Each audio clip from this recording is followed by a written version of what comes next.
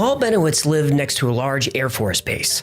When he saw colored lights in the sky, he assumed they were experimental aircraft. Then he started picking up strange radio signals that seemed to be an alien language. He took his findings to the Air Force. Publicly, they denied the UFO alien story, but privately, they confirmed Paul's findings. The Air Force even funded his UFO research. He spent several years gathering evidence and reporting it to the authorities. Then, he ended up in a mental institution. So I'm not sure if you guys have heard about this case, but it's so fucking fascinating, okay? And today we're gonna be checking it out, so do not go anywhere. Watch till the end, leave a like, all that good shit. Guys, it's much appreciated, okay? And I don't know if you remember this either. Tesla was supposedly also picking up communications that was, unreadable, and he thought it was maybe like alien communication. There was this rumor about that. I'm not sure if you've heard it, but maybe we should do something on that specifically. Let me know what you think, because so many things are connecting right now. So many stories coming out, and the congressional hearings that are coming. More info on that soon, and I'm excited to be making content for you guys.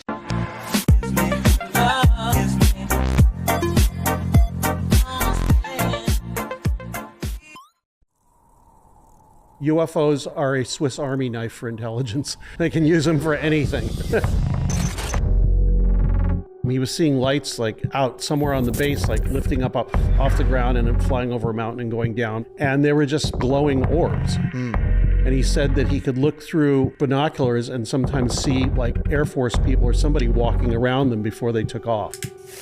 He built apparently a setup and started listening to transmissions coming from the base. He said there were dinosaurs and like old like Roman battles and stuff.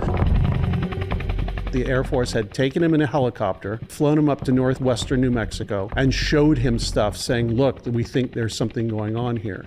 And they actually put jeeps and like water tanks and all kind of stuff in this place as props. And then he starts to kind of lose his mind. Is that right? Or yeah, as things get worse, he went there with a camera and took pictures. Bennewitz was there with like a rifle and a pistol, and he said, they're coming. You have to come in the house right now. The idea that UFOs are a cover for just prosaic technology is totally wrong. In fact, it's the opposite. Prosaic technology is often used as a cover for UFO. It's an interesting discussion. Yeah, probably both. In fact, it's demonstrably both. Imagine the Bennewitz operation as a 24-hour-long stage play. And Bennewitz is 5 minutes in one scene, not even 5 minutes.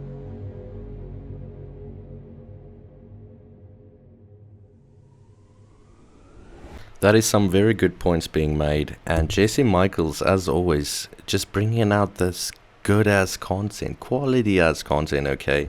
So mad props to him for this consistency of quality content. And this case in particular is really interesting, and the fact that he just tuned in, and this thing, it's not even known how long this communication was going. And what about these weird things he heard? Dinosaurs? Jesus, what the fuck is going on in the US? What are they up to? What are they doing? Goddamn. The Mutual UFO Network, or MUFON, holds a convention every year. In 1989, Bill Moore was a speaker at that convention, and during his talk, he admitted that the US government had been actively spreading lies about UFOs for years, and he knew this because he was helping them to do it. And it was Richard Doty, then with AFOSI at Kirtland Air Force Base, who soon came into play as the middleman in that process. Shortly thereafter, it became apparent to me that my supplying information to the government through Doty on the activities of Paul Bennewitz, APRO, and to a lesser extent several other individuals was to be a part of this equation. I also discovered that whatever it was that Bennewitz was involved with, he was the subject of considerable interest on the part of not one, but several government agencies, and that they were actively trying to defuse him by pumping as much disinformation through him as he could possibly absorb. He was practically booed off the stage. Frankly, I'm a little ashamed of some people in this audience, regardless of what you believe, what you hear, or not. It was really hard for these people to learn that everything they believed regarding UFOs was a lie, and this confession ended Bill Moore's career in UFO research. Bill Moore said that he was one of several high-profile UFO personalities who had made deals with Doty, though he never revealed the names. He also said Doty was feeding disinformation to tabloids like the National Enquirer and to journalists like Linda Moulton Howe. The disinformation campaign developed by the Air Force OSI and executed by Agent Richard Doty was a success. There were now so many wild stories circulating about UFOs that it was impossible for actual earnest research to cut through the noise. Another goal of the campaign was to marginalize believers, make it so mainstream scientists and politicians and reporters would never publicly admit to believing in UFOs. The stories were too crazy. The only people publicly discussing UFOs were what you'd call fringe conspiracy nuts. This is exactly what the government wanted. But here's the thing. The key to a successful disinformation campaign is staying as close to the truth as possible. So of all the crazy UFO information that Richard Doty spread, how much of it is true? Well, according to Richard Doty himself, almost all of it. Let's imagine for 1 second quick what that actually means if almost all of it is true, right? And we know about the military, putting in fake shit with real shit to, follow the information. That's an effective disinformation tactic that is well known and spoken about. And I'm just really curious to hear what you think in particular. Wirefile's also a really good channel. AJ, check that shit out. He was on the Joe Rogan Experience recently, which was a really good episode too. He just does thorough content, but his stripped content where he does re-uploads of some shit, that's really bad. But when he uploads new content, it's usually really good. I'm Richard Doty. I was assigned as a special agent with the Air Force Office of Special Investigations at Kirtland Air Force Base. I was a counterintelligence officer at the base, and one of my jobs was to conduct counterintelligence operations at the base. And during my time there, my first few months there, I was briefed into a special access program involving the U.S. government's investigation and contacts with extraterrestrial, the visitation of these extraterrestrials to Earth, and the Air Force's involvement with these extraterrestrials. And during this time, I conducted investigations regarding not just the UFO phenomena, but my primary mission, probably 60% of my time was dealt to investigating the UFO sightings and any threats imposed by these extraterrestrials on Air Force or Air Force-related property. Right. What year did you first get read into the project? I was read into the project in the summer of 1979. Okay. And the briefing was, it was a special access program. You have a special security clearance to have access to it. And it was I was briefed into it by an Air Force colonel from Washington who came down and briefed myself and a couple other people into this program. You know what I really wonder? Where the fuck is the information on Immaculate Constellation? When this just came out, it was so fucking big. You used to be, flagged, and you'd get watched if you'd searched this term. And right now we got the name, we got some details, specifically with Michael Schellenberger and Michael having beef with Weaponized. I wonder when there's going to be more shit coming out about this, because we got some things out and it's just seeming like nothing else. Like, what's up with that? I want your thoughts specifically on that and on this Doty guy. What do you think about him? Disinformation, And do you remember if it had a code name or a project code number? Yeah, it was the initial. How do I say this? Because there's still some classifications involved in this, I think. So it was the code name that I was briefed into. It was Yankee Black, but that was the program's briefing.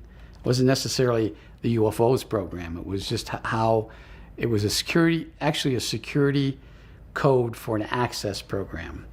Yankee White was access to the White House, and Yankee Black was the access that you would have to get into this program or right into the program. Right. And what were you told during this briefing, and do you even recall the colonel's name? I'll leave the colonel's name out of it, but the briefing started with a history, U.S.'s involvement with this extraterrestrial, and it started out with a crash at Roswell, but actually, what the crash didn't actually happen in Roswell, happened closer to Corona. Fuck you, Doty. Give us the names. Give us everything you got. You're a fucking old man, okay? We gotta get that shit out there. We gotta enjoy this new technology and make the world thrive before we're all fucking old and none of us can enjoy it. And a generation that's just born will be enjoying all of this free energy, technology. And you guys are just over here covering this shit up. Stop spreading disinformation. Put all of it out there. Even Greer vouches for just putting it all in the public, but he does not do that himself. They needed somebody from the UFO research community as kind of a contact. So they approached, I think, a bunch of different people, and a few of them said yes, and Bill was one of them. Do we have any sense of what Doty had? So Doty's obviously going to play this sort of villain role in this whole story. Mm-hmm. He's the main kind of, Air Force Office of Special Investigations agent who enters Bennewitz's life and, plants all sorts of BS and kind of screws with him mentally. Do we know anything about his history up until that point? Who, Doty's? Yeah. I don't know too much about it. All I know is what he said, and it's like, what am I going to do with what he said? He said he was a guard at Area 51. I have no idea. It's hard to take that at face value. Yeah. Well, he also said, I think his father worked at Area 51. Are you familiar with that history? Dolan told me that. Richard Dolan. Yeah, I think maybe. Yeah, well, Dolan will probably know. Yeah. I don't think he ever mentioned that, but he would probably take stories like that and kind of mix and match them. Another interesting data point on Doty. I know very little about him before the Bennewitz story, but he shows up at Mario Woods's case. So Mario Woods is at Ellsworth Air Force Base in South Dakota in 1977. He's a missile security officer, and he not only sees a craft. I see this light off to my east. He claims that these beings walked up to him. He then gets a hypnotic regression, and he discusses being inside of a craft. Mm-hmm. Wakes up 10 miles away, and I think it's dawn, so it was like the whole night had elapsed. Yeah. And his partner, Michael Johnson's in a catatonic state. I even tried pulling his hand off that steering wheel. And he has no idea what's happened to him. And he then is debriefed by, a slew of official, people at Ellsworth Air Force Base. And one of the guys is Rick Doty. Next to him was this new OSI guy named Rick Doty. Interesting. Yeah. Because the first time I saw him was on Ancient Aliens. And I said, I know that guy. He was at my debrief. So that's kind of interesting as well. What year was that? 77? So okay. It was like a year or two before. Yeah, well, maybe if true, that's probably why Doty was tracked into this. Right. Because I think he has an interest in the UFO subject. Because I believe... Just like we all do, it's just that part of his job was to mess with people concerning it. Totally. Which he enjoyed. The weird part is Mario's is one of the strongest cases. I'm like you. I think a lot of UFO stuff is bullshit. But Mario's, to me, I've spent a lot of time with the guy. Mm-hmm. It just pattern matches to one of these nuclear cases where clearly there is an overwhelming nuclear pattern that goes above and beyond, in my opinion, the ability for humans to coordinate. Mm-hmm. So it's interesting that Doty was probably part of a debrief around a real case. Yeah. And then is also involved in this sort of inserting himself as, a counter intel guy in this other case. Yeah. Well, maybe when that stuff came up, they're like, well, either he said something or this guy knows. This is just speculation. Yeah. And Rositsky apparently handpicked all these people to be part of this operation. I asked more about it once, and he said, well, think of it as a giant. Because what he said was the Bennewitz thing was one cog in a giant wheel connected to a bunch of other giant wheels that you would never notice. And the only reason it's noticed is because it's UFO people have kind of made it into a big story. Not that it isn't, but there are a lot of other parts of this counter intel that was going on in the late 70s, early 80s before the Berlin Wall fell and all that. people don't know about. And the only reason this came out is because it had to do with UFOs, so people are interested in that subject, obviously.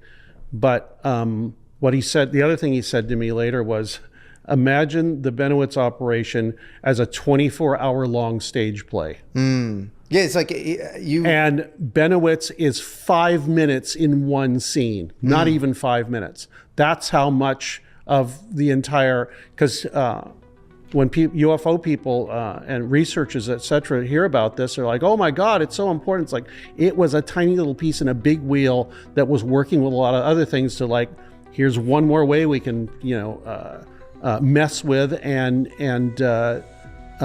vet out Soviet assets. So in conclusion today, I appreciate you watching till here. If you did so, please let me know. Fucking comment something specific. 420 fuck you in the comments down below, then I know you watched the whole shit. Special thanks to just one person, okay? Jules, thank you for being so supportive. Guys, if you want to get like mentioned in videos, attend the premiere, talk to me in the chat. This person has been setting goddamn alarms to watch my show with me, and that is Jesus Christ, so much appreciated. And that's why I still keep uploading and stay motivated. Guys, you gotta communicate with me, interact. We gotta see some progress. I think in the last week we gained 2 subs, so yeah, let's try and bump those numbers up. Those are rookie numbers, but in conclusion, if you made it to here, thank you. I'm trying to grow this channel, trying to get memberships, and that's about it. It's a pleasure to have you here with me. Also, the UFO phenomenon is striking because it's so bizarre. It seems as if the reports that come in about UFOs defy any attempt whatsoever to categorize them. I guess from my point of view, I can only assume that there are probably many different interpretations of this event. I think, given your background as a student of shamanism and altered states of consciousness and alternative realities, you have some unique perspectives on the UFO phenomenon. I wonder if we could get into that material. Yes, well, the ordinary approach to the UFOs has been to view them as visitors or intruders from a nearby star system that have come in metal ships for reasons of trade or scientific investigation or military conquest. Or missionary activity. Or missionary activity to the vicinity of our planet. And this was a myth that sprang up concomitant with the modern wave of sightings that began shortly after World War II. As time has passed and the number of sightings have gone from hundreds to thousands to hundreds of thousands of instances, as the myth has fleshed itself out with sub-themes, the theme of abduction, the theme of telepathic contact, it's become much more difficult to fit all the known facts into the simple model of spacefaring visitors from another world. So what we are left with then are a number of more exotic competing theories in the so-called postmodern phase of thinking about the UFO. Probably the best known of these alternative explanations was the one pioneered by the Swiss psychologist Carl Jung, who in 1953 wrote a book called Flying Saucers, a Modern Myth of Things Seen in the Sky. And Jung was at great pains to, without passing judgment on the reality of the saucers, of the things seen, to interpret them psychologically, to interpret them as one would interpret a dream. And he saw in their circular form, in their scintillating, shining, alchemical brilliance, a symbol of human wholeness, and felt that they were a symbol of our collective yearning for a kind of totality and individuation. Now, in a way, this kind of explanation is very satisfying. However, it is not satisfying to the person who has immediately undergone a very strange and a very real-seeming experience. Unless such a person were told great messages of hope for the planet.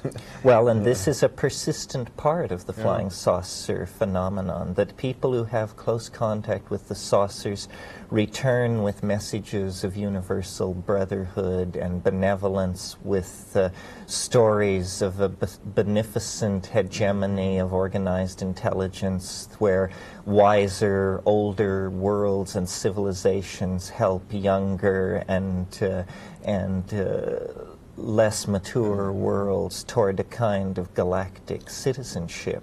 However, that's just one thread of the evidence. It's one thread of the evidence, and it isn't really well supported by the evidence. Jacques Vallée, who is one of the foremost commentators on the phenomenon, has been at great pains to point out that with the flying saucer phenomenon, we're dealing with thousands and thousands of incidents per year throughout the world. It's very hard, with even at our own primitive level of scientific sophistication, we can learn a great deal about a planet by sending a single probe to that planet. What kind of scientific program of investigation requires thousands and thousands of appearances? And if we make the assumption that not all appearances are observed, but that in fact only a small number are observed, then the number of appearances that must actually be going on soars toward an astronomical number. It suggests we're dealing with an interpenetration by an alien dimension on an almost industrial scale. Coming on, it's coming on, it's coming on, our future is coming on, it's coming on, it's coming on.